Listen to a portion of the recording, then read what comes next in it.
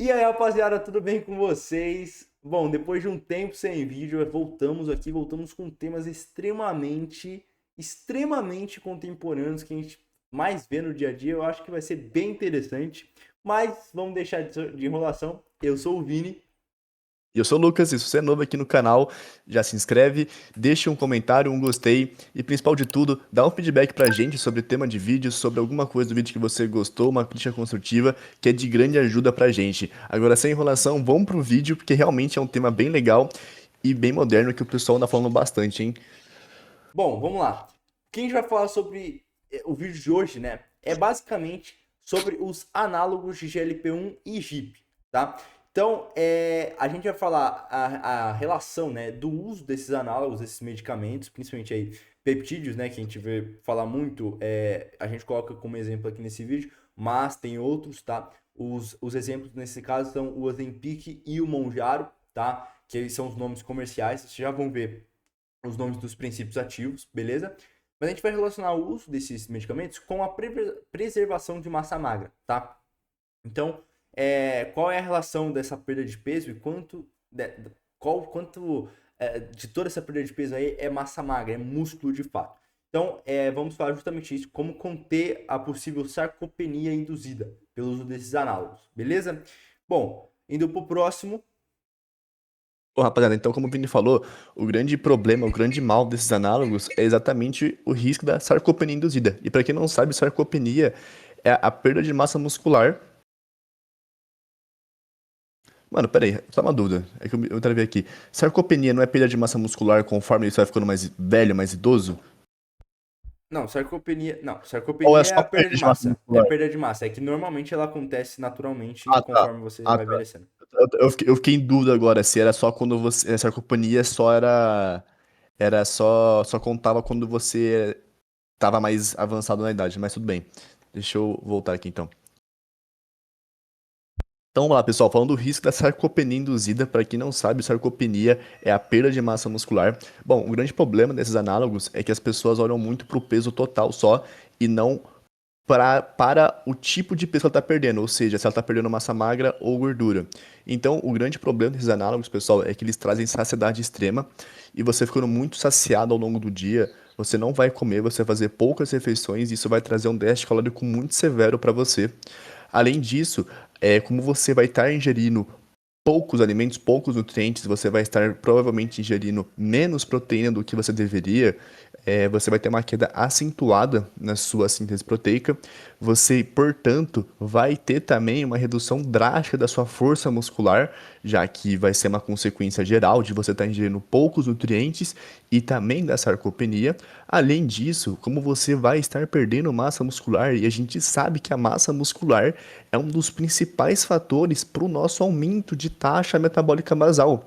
E como você vai estar perdendo essa massa muscular, você vai estar perdendo peso, você vai também estar diminuindo bastante a sua taxa metabólica basal. E a gente botou um dado bem interessante aqui, que a maioria das pessoas que tomam esses análogos de GLP-1 e GIP, elas têm 39% do peso que elas perdem pode ser de massa magra. Então, principalmente por esses quatro fatores que a gente trouxe aqui. Então, vamos falar agora do primeiro análogo aqui. O Vini vai falar melhor para vocês, que é sobre o GLP-1, a semaglutida. Bom, basicamente, pessoal, como eu falei, a gente vai falar aqui, usar como exemplo, né, o Ozempic, que foi um peptídeo usado, um medicamento, né, utilizado antes, hoje em dia já está mais ultrapassado, justamente porque ele atua somente em cima do GLP-1, tá? Então, a semaglutida é o princípio ativo do Ozempic, tá? O Ozempic é o nome comercial. Nesse artigo que eu trouxe o nome aqui para vocês, praticamente todos, talvez um não, mas todos os outros são artigos abertos. Vocês podem ir lá pesquisar o nome que vocês vão achar, tá? Joga no Google e tal, vocês vão achar, vai aparecer o PubMed, enfim, normalmente tem, e aí joga para a revista depois do artigo, mas basicamente foi um subestudo, nesse caso, de 140 participantes, tá? E, né, nesse caso, foi constatado uma perda de massa gorda, né, de fat mass aqui em massa gorda, em 8,36 quilos. Só que ao mesmo tempo, 5,26 quilos foram perdidos de massa magra. Então, quase 40%, né, da perda de peso é massa muscular. Beleza? Assim como vocês verão nesse próximo aqui. Esse aqui é a subpesquisa que eu estou falando para você, né? O subestudo que eu estou falando para vocês. Eu acabei de falar do slide anterior. É esse aqui, é esse DEXA aqui, tá? Esse estudo feito em DEXA. E aí ele mostra aqui justamente isso pra gente, que a total massa gorda, né, fat mass, aqui ó, 8,36 quilos e aqui na massa magra 5,26 quilos. Acabou tendo sim um ganho de porcentagem aqui na proporção total de massa magra, mas é porque no caso da gordura o volume primeiramente é maior, né? O volume de gordura é maior, mesmo se fosse pesos iguais, a gordura tem um volume maior por ter uma densidade menor, tá? E também tem a questão de relativamente ser mais massa magra no nosso corpo do que gordura, né? Então a proporção acaba ficando positiva, mas de qualquer forma isso tem que ter uma atenção grande da gente justamente por ser, cara, um número bem alto, tá? Um número bem alto. Beleza?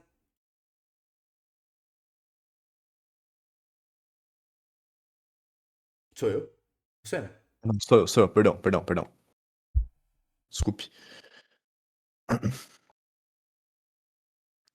Bom, pessoal, agora falando do segundo análogo, que é o GL, que é a... Caralho, não. Bom, pessoal, falando agora do segundo análogo, que é o Monjaro, que é o nome comercial, mas o princípio ativo dele é a tirzepatida, que é o GLP-1 e o GIP juntos, então eles funcionam como agonistas, eles fazem basicamente a mesma coisa. Então, a gente trouxe um estudo, que é o SURMOUNT-1, que nele aponta que as pessoas dentro desse estudo, que a gente não vai lembrar agora a quantidade exata de pessoas, se foram 225 ou se foram 160 pessoas, foi algo assim, enfim, mas era uma quantidade relevante de pessoas, mas elas tiveram uma perda de peso, ou seja, coisa total, peso total, a 20%, elas tiveram uma supressão de apetite muito grande, então elas ficaram não tinham fome, não sentiam fome, e a janela alimentar diária era muito curta, ou seja, o tempo que elas tinham entre uma refeição e outra era muito grande. Então, eles não tinham. Então, sei lá, a pessoa tomava café da manhã e jantava. Era uma janela alimentar realmente grande, e principalmente pelos efeitos do GLP-1 e do GIP. Então, eles traziam. Meu Deus, mano, pera, me embolei inteiro aqui, velho. Deixa eu começar isso aqui. Foi mal. Pô, fala que isso tudo é maior justamente porque a tirzepatida atua em cima do GLP-1 e do GIP, tá ligado? Não é que, tipo, são juntos, mas em vez de atuar em cima do GLP-1 apenas, atua em cima do GIP também, e aí Ah, tá. Tá. a Tá. resposta em cadeia é muito maior, por isso que tem uma supressão. Ah, tá. Tá. Boa. Beleza.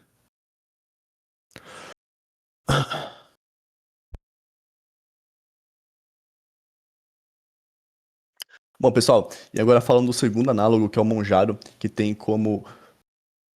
Ah, esqueci o nome, mano. Cara, como que fala? Princípio ativo. Agente ativo. Princípio ativo. Agente ativo. Oi? Não, não. É agente ativo. É princípio ativo. Ah, Princípio. princípio ativo, caralho. Agente não. Princípio ativo, isso. Bom, pessoal, agora falando do segundo análogo, que é o Monjaro, que ele tem como princípio ativo a tirzepatida, que ela age em cima do GLP-1 e do GIP, que são dois hormônios que eles têm funções parecidas, então ambos liberam insulina quando a glicose no sangue sobe, eles têm como função deixar a comida mais tempo no estômago, te dar mais saciedade, reduzir aquela sua ansiedade por comida. Então, a gente trouxe um estudo para mostrar o efeito sobre isso nas pessoas. Nesse estudo, é o SURMOUNT-1, ele avaliou entre 255 pessoas e 160 pessoas, algo assim, não lembro exatamente o número de pessoas avaliadas, mas nesse estudo foi apontado que as pessoas tiveram uma perda de peso, pessoal, não gordura. Então foi o peso total do corpo deles, podendo ser tanto gordura e massa muscular. Tiveram uma supressão de apetite severa, até porque a tirzepatida, né, lembra, ela age em cima desses dois hormônios, que eles já deixam você mais saciado. Então, vai ser como se fosse o dobro do efeito. E a janela alimentar diária, ela era extremamente curta, então a pessoa fazia pouquíssimas refeições, e quando fazia essas refeições, ela provavelmente comia muito pouco, porque ela já está muito saciada e ela ficava saciada muito rápido. E só lembrando, quanto maior a perda da velocidade do peso corporal, provavelmente vai ser maior a sua taxa do catabolismo de massa muscular. Então, como essas pessoas perdiam peso muito rápido por conta de ser um método muito agressivo, muito severo, elas tinham um catabolismo muscular muito acelerado. Então, elas perdiam muita massa muscular. Agora, passando para o estudo, que é o SURMOUNT 1, a gente vai ter dois gráficos aqui, e a gente vai estar avaliando, que o primeiro gráfico, a gente tem dois pontos, na verdade. A gente tem o placebo e a gente tem o efeito da tizerpatida. Então, dentro dessas pessoas, uma quantidade de pessoas tomaram a tizerpatida nas quantidades de 5, 10 e 15 miligramas, e aí esse gráfico ele é a média do resultado dessas quantidades de tizerpatida, e outras pessoas não tomaram a tizerpatida e ficaram com placebo.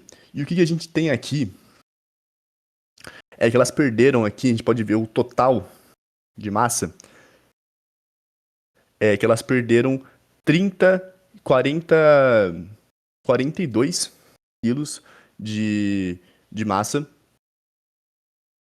Caralho, peraí, isso aqui É é de gordura? 45.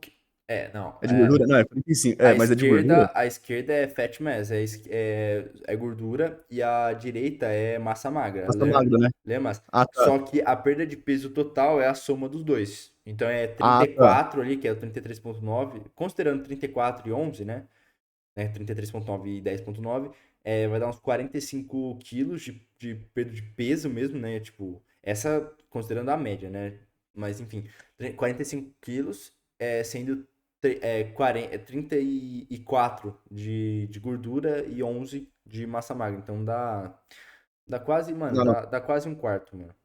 Não, beleza. Quase Perfeito, um então. quarto da perda é de massa magra, tá ligado? Tá, beleza.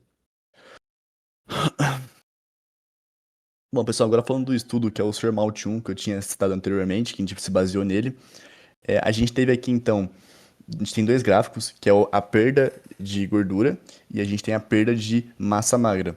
Bom, aqui a gente vai ter nos gráficos, né? Então, as pessoas que tomaram a tirzepatida e eles separaram em quantidades de 5, 10 e 15 miligramas, eles tiraram a média dessas pessoas, da perda de massa, tanto na parte de massa magra, tanto na de gordura, o quanto elas perderam tomando essas quantidades, tiraram a média.